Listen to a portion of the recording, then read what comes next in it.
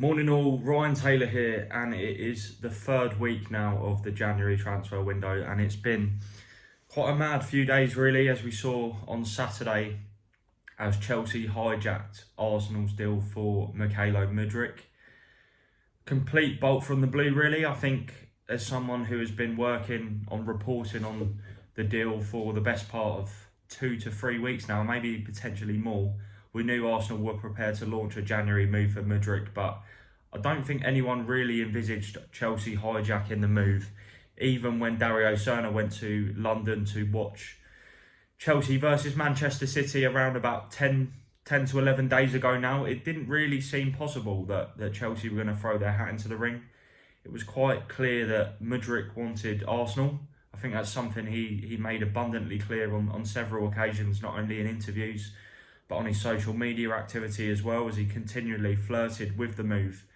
So from that sense, I kind of feel there's a little bit of feeling of embarrassment from Mudryk's part. You know, he made it abundantly clear, as I say, that he wanted to join Arsenal. So he's ended up with Chelsea, which is obviously still a fantastic move for a young player from the Ukrainian Premier League. He gets the chance to play for one of the world's biggest clubs, but ultimately, I think it's clear he wanted Arsenal, which, you know, as one of Chelsea's rivals.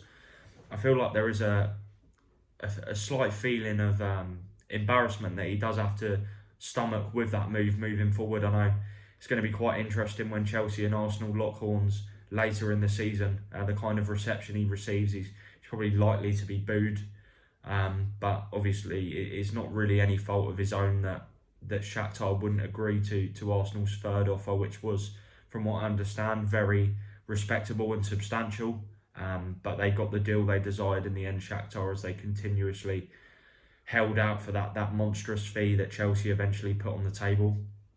So I wanted to kind of talk about where Arsenal go next, really. I know fans will be desperate for names and clarification on who the new targets are, but ultimately, as I've mentioned so many times before, Arsenal work beneath the radar. Their interest in Mudryk was very public, but generally before that, some of the names that emerged to the surface were names completely out of the blue, the likes of Pedro Neto, who was the top summer winger target in the final month of the summer window. A move didn't materialise because of Neto's £50 million asking price, but as it's been widely reported in the media, you know, Arsenal are not going to bow down to what they consider to be excessive valuations for targets. We saw it with Lisandro Martinez, Raphinha, and now Mudryk, that they don't want to get involved in an auction, and that's a message that's being relayed from those inside the club. You know, even when they were making bids for Raphinha and Martinez, I was always told, we won't get involved in an auction, we're not interested in a bidding war. And that stance has been reflected now on multiple occasions, and I think Arsenal actually deserve credit for the way they walked away from the table for Mudryk. I'm actually told, in the aftermath of the developments on Saturday, I was actually at Brighton Liverpool on Saturday, so completely missed everything that happened with Mudryk, but I was able to reach out to contacts after the deal had been struck, and the message from Arsenal was that we were happy to walk away once we learned Chelsea's offer. They had the chance to match that offer because obviously Mudryk wanted to join the club, so if they would have done so, you would expect Mudryk could have actually ended up signing for Arsenal, but they were happy walking away.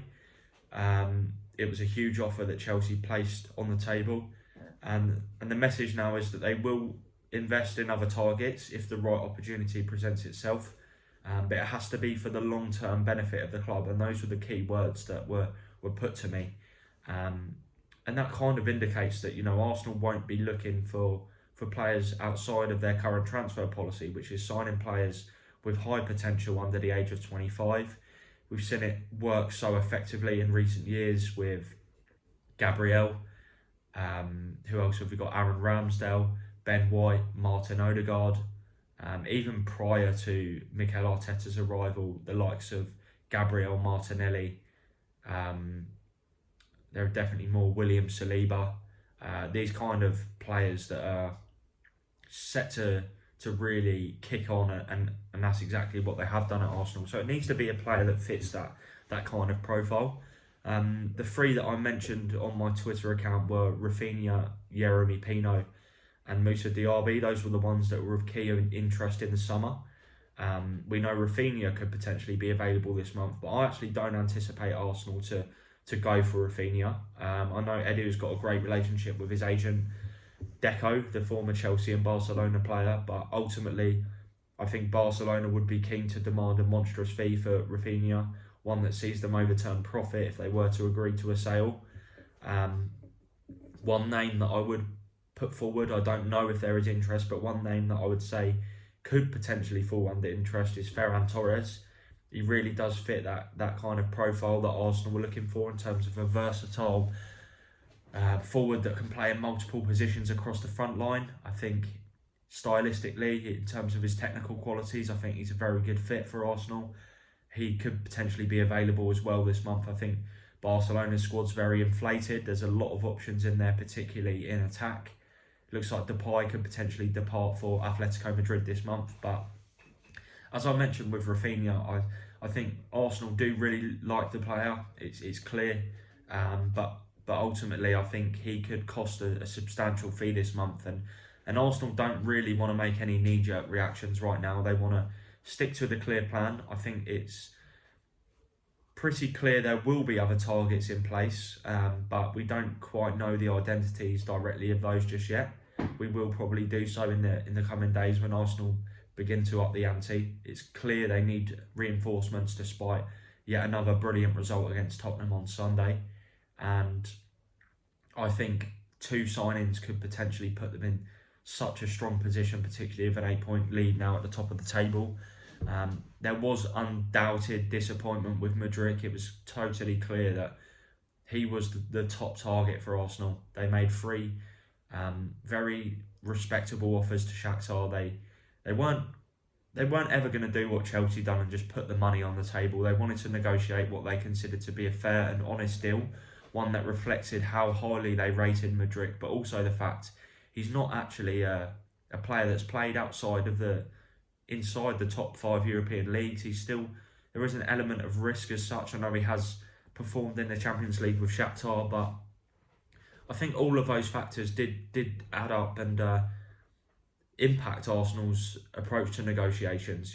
While it's clear Mudryk has enormous potential, he's still playing for a team that are, with all due respect to Shakhtar, they're not really a top level side. So there would be some doubts about, not doubts, but potential. He's still got to make the step up to the Premier League and prove he's up to scratch. I don't think there would have been any problems with that, but there was still an element of risk involved when you're paying that kind of money for a young player, 22-year-old, who is showing signs of exploding and being a top level player. And I do very much expect him to take the Premier League by storm, but the money involved is just absolutely crazy in my opinion. I think this was one of the deals that really just showcases how out of control the transfer market's really got in recent times. And the thing is, Mudryk is now going to be used as a benchmark by other clubs, particularly players who play in the same position. We saw Shakhtar do it with the Antony and Grealish deals, and I think now the money involved is just going to get silly. Two names that I did put forward as hypothetically, top alternatives from my own personal opinion are Kvicha Kvaratskhelia from Napoli. He's been absolutely phenomenal this season, but I don't envisage him being available this month unless a £150 million bid was put on the table, just because Napoli are going for their first Scudetto since the days of Maradona. And he's actually, they're calling him Kvaradona in Napoli because he's that good, he's that highly rated. I think it's no secret that he has been the best player in Serie A this season. Maybe Victor Osimhen could rival him for that, but Napoli are never going to sell when they're notoriously stubborn negotiators. The other one is Kaoru Mitoma, a player that I watched this weekend at the Amex, and he destroyed Liverpool. His pace is absolutely frightening. He's got the end product to match as well. So many times he cut the ball back across the face of goal, and there would have been a tap in for a Brighton forward if they were willing to burst into the box, but he is just a player that looks like an absolute snip again for Brighton. I think he cost 2.7 million from Frontale in the Japanese league, but he spent time in Belgium on loan at Union, which is Tony Bloom's sister club to Brighton, and he was brilliant last season alongside Dennis Undav. But again, Brighton are a team that you're just not going to strike a deal with them unless you put silly money on the table. When I don't envisage Brighton accepting any offer for Mitoma this month if it was to arrive. I don't think it will arrive, but they're under no pressure to sell whatsoever. And we're going to come onto Leandro Trossard, but I think that really ties into that situation. I was reading the Brighton programme as well, and Chief Executive Paul Barber made it clear that he didn't expect any movement really in terms of outgoings and incomings at the Amex this month. So it'll be interesting to see how that one materialises. But I think Mitoma is a fantastic alternative to Mudryk if Arsenal were willing to divert their attention to him. I think he rips, I think it was Cedric Suarez apart in the Carabao Cup win for Brighton at the Emirates in December. I think it was December, it might have been before the World Cup, but he is definitely a player that is, of huge attraction, and it's clear he's only getting better as well as he adjusts to the Premier League. But I wouldn't be surprised to see a midfielder signing as well at Arsenal. We know they moved for Douglas Luiz. It's an area that there could be a potential drop-off in quality if Thomas Partey or Granit Xhaka got injured this season. Arsenal have been really lucky in the sense that they've been stalwarts, they've been fit and available, and they've had such an impact on the team. They've been absolutely outstanding. They bossed Tottenham yesterday. Partey obviously hit the post with that stunning volley. He's been top class this season. And besides missing a few games at the start of the campaign, he's maintained fitness, which is so important. But I think Arsenal's dynamic could change if one of those got injured. I watched Albert Lasambi Conga drop a bit of a stinking performance really when I went to Holland to cover PSV versus Arsenal for the Mirror in October. It's clear he's not stepped up when since signing from Anderlecht, he's not really fulfilled his potential. So I do think that's an area where Arsenal may struggle if they were to receive an injury problem. But it's going to be interesting to watch it play out. But I very much expect Arsenal to be active in the final weeks of the window.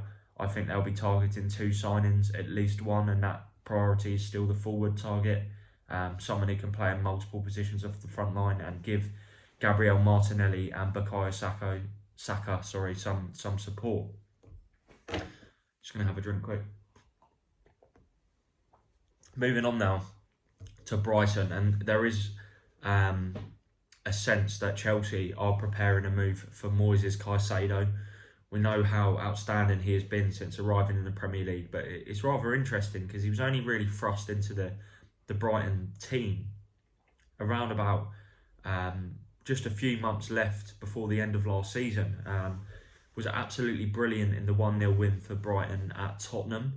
But he did spend time on loan in Belgium after arriving from Independiente from Ecuador at Brighton for just 4.5 million. He went to Beerschot on loan in Belgium, but the impact he's had on this Brighton team since being put into the side is just incredible. Really good at the World Cup as well, and I think unless an offer of sort of 80 to 100 million arrives, there's no chance on earth Brighton sell the player, which again is another indication of just how crazy the market has become. I'm someone who feels Premier League clubs should start taking notice of what Brighton do in the market in terms of how smartly they spend instead of throwing money at their big players. I think, if Brighton were to sell Caicedo for 80 million after signing for 4.5 million just 2 years or 18 months ago, it's a huge win for Brighton, but at the same time it's almost laughable really for the rest of the Premier League, that especially the big clubs, that they're throwing this kind of money at their talents. I know Chelsea signed Cucurella for 63 million, Ben White as well went for 50 million to Arsenal. So it's again another something that reflects so brilliantly. I can't have been clearer about how highly I rate Brighton's business and their scouting networks. But as I mentioned, it looks like Chelsea are going to move for Caicedo now after signing Mudryk. I know there is talks ongoing for Noni Madueke from PSV. Is a chance that interest could maybe be shelved now until the end of the season. because of the inflated forward line options Chelsea have got. Graham Potter made it clear they can't keep turning to the transfer market for solutions, and when the likes of Romelu Lukaku and Callum Hudson-Odoi, return from loan, they've got so many forward options. But Caicedo is changing agents at the moment.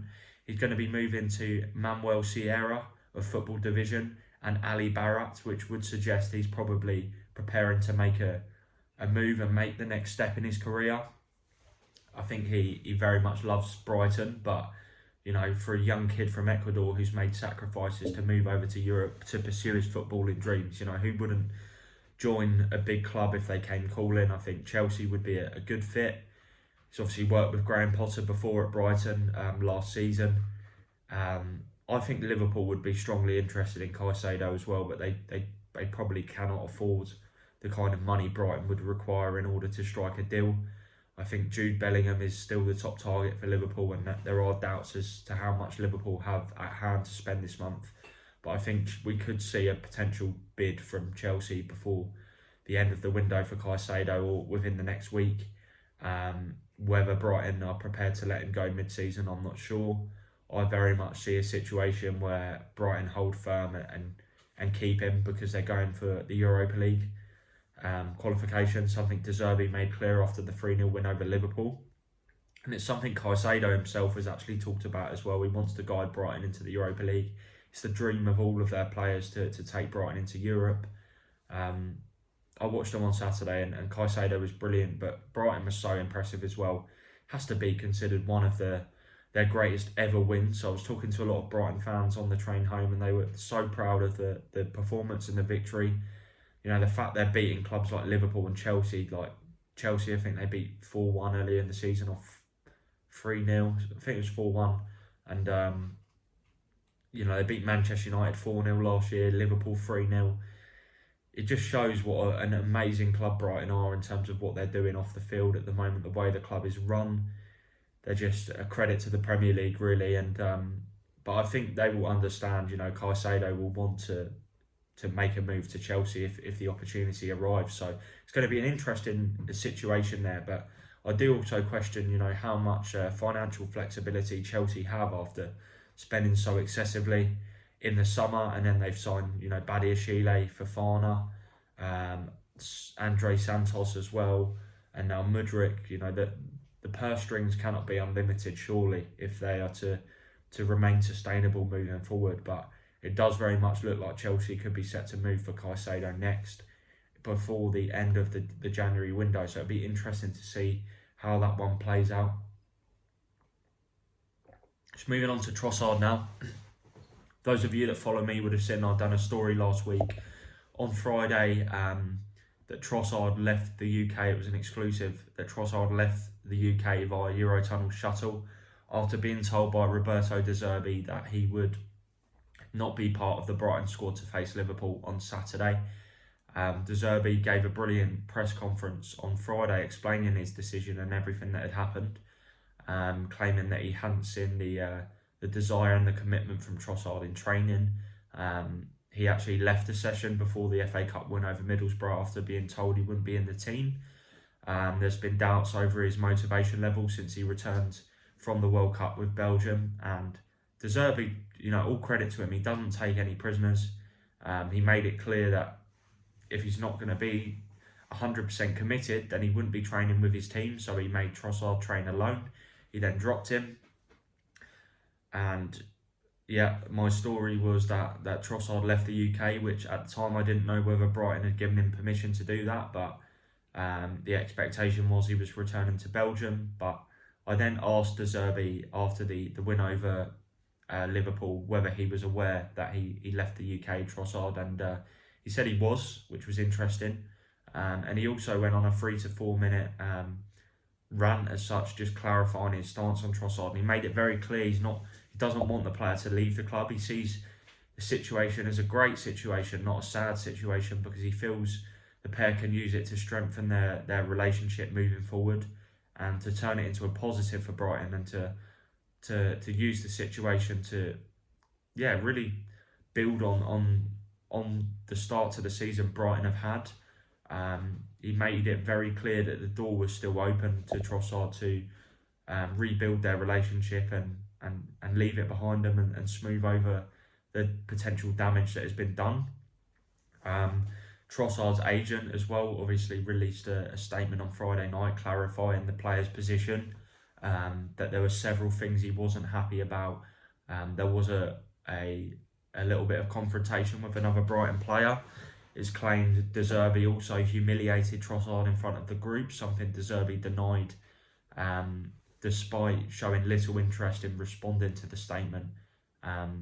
He did acknowledge it though and said that, he was aware of the statement released by Trossard's people, but still he wanted to smooth things out with the player, and he made it clear transfer was not an option in his view. We're going to see an interesting couple of days now whether Trossard's ready to put it behind him and see out the season at Brighton. We know they've extended his contract by an extra 12 months, meaning it's now set to expire in the summer of 2024. The emergence of Mitoma means Brighton haven't really felt the absence of Trossard. He's been such a key player. He's one of the best players in the Premier League at the start of the season. I think he scored 7 Premier League goals this term. But he may now face a fight to get himself back in the team. We know Tottenham, according to The Athletic, have had a verbal proposal rejected for 12 million. Brighton have also rejected an offer from a foreign club for Trossard as well this month, but they want to keep him despite his little interest in signing an extension with Brighton. So I think it's an interesting situation to play out. Obviously, he could be a potential option for Arsenal. I don't envisage that happening though after the recent saga. I think Arteta's very clear he doesn't like players that upset the group. I'm not accusing Trossard of doing that, but obviously there has been a lot of noise and distraction that has affected Brighton in the past few days. Well, not affected as such because they had a great result against Liverpool, but it's caused unwanted headlines. We've seen Arteta banish Aubameyang and get rid of players like Guendouzi that have upset the apple cart. I know Trossard just wants to play football and he does want to make the step up to a top club. But he is getting older a little bit as well, so I don't know, but it is a potential option there for Arsenal if they want to do a deal. I'd imagine it wouldn't cost a substantial fee if Trossard still made it clear after talks with De Zerbi that he wants to go. I think Brighton will eventually buckle and let him depart, as opposed to keeping a player that's not motivated to perform and stay. So it's going to be interesting to see how that one plays out. And just lastly, I wanted to talk a little bit about Wolves, obviously making big moves in the market this month. Matthijs Cunha was signed from Atletico Madrid. It was an initial loan, but the permanent deal was triggered after 3 appearances for Wolves, so that one's been signed off now. Pablo Sarabia is coming in as well. This has got to be deal of the window for me. 4.5 million initial fee and then around about 1.5 to 2 million in add-ons, which takes it to just over 6 million for the 30-year-old attacker. I think he'll probably play as the number 10 or potentially out wide. But the numbers he registered at Sporting last season were brilliant. I think he had around about 22 goals in all competitions and 10 assists. I think those numbers speak for themselves. Wolves' forward line is very inflated now, but he's a quality option. João Gomez is also coming in from Flamengo. There's a deal agreed with the Brazilian club. Mario Lemina's come in as well. But I expect them to move for Craig Dawson again after having a bid rejected prior to the win over West Ham this weekend. There was some discussions with Atletico Madrid for Felipe, but I think Dawson would be the top target. He wants to move back to the Midlands. He actually doesn't live in London and he's making a long commute to West Ham every day. Tried to leave the club in the summer, but the right option didn't materialise. So I think that's one that could be revisited, and David Moyes will probably be keen to let him move on so he can bring in another player. Although it's clear he wasn't very happy about Wolves' bid prior to the game at the weekend. And a right back is also of interest to Wolves, not least Aaron Wan-Bissaka, who's the top target. But I envisage him staying at Manchester United now. He's having a real run of games in the side with Diogo Dalot experiencing injury problems since the World Cup. And look at the run United are on. It speaks for themselves, really. Wan-Bissaka's shown a great attitude to hang in there and eventually take his chance when he's got it. And he's playing really well. I think it was clear at the start of the window that United would probably be open to moving him on if they could sign a replacement. But you're not going to get many better backups than Wan-Bissaka, and I think it's leaving United with a lot to do really to sign a player of his sort of quality and then to offload him in the final 2 weeks of the window, all the while Dallow's injured. I just don't see it happening. I think at the end of the summer it's clear Wan-Bissaka could move on if Dallow reclaims that number one spot, but at the moment I don't see him joining Wolves, who were very strong suitors for him. They were looking at a loan deal for Wan-Bissaka. West Ham and Palace were also interested, but I feel like he stays now. Thank you for listening. That is all for now. I'm going to do a quick Q&A at some point during the week. I'm sure there'll be another video as well. But keep posted on my Twitter at Ryan Taylor Sport. Hit the like button and I'll speak to you all again soon.